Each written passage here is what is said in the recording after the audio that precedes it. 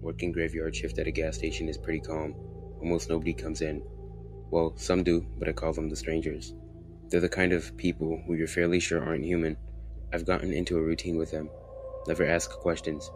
Only talk to ask if that's all they're buying and to tell them their totals. And never try to look them in the eyes. Those are the rules I live by. Easy enough to follow. I've never once broken them. Not since the first night I met one of the strangers. That was the first and last night I've ever worked with someone else. His name was Mark, I think. He was a decent enough guy. Kind of annoying, but yeah, I'm not a people's person.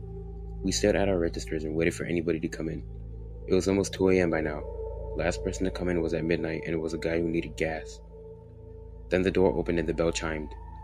I looked over to see who walked in, and immediately looked towards his feet. He was obviously not human. He was too tall, limbs too long, skin a sickly white color that reminded me of a hospital, and his hair was the color of ink, and long enough that he could have passed as that girl from The Ring. I didn't dare move. Hell, I barely took a breath. I was about to piss my pants from fear. I still remember Mark grabbing the shotgun our boss made us keep below our registers. "I'm gonna go shoot that thing," he said. I wanted to stop him, but I couldn't move. He marched up towards the stranger. I was finally able to move just to cover my ears. I felt the gun go off, only to watch in horror as the stranger turned to Mark and grabbed him up by the neck. He lifted him up, unhinged his jaw, shoved Mark's head in, and snapped down. I remember that awful crunch, the spray of blood, and how Mark's body dropped to the ground. The stranger walked over to me with a bottle of water. He then grabbed a candy bar and threw it down with the water. "Will that be all?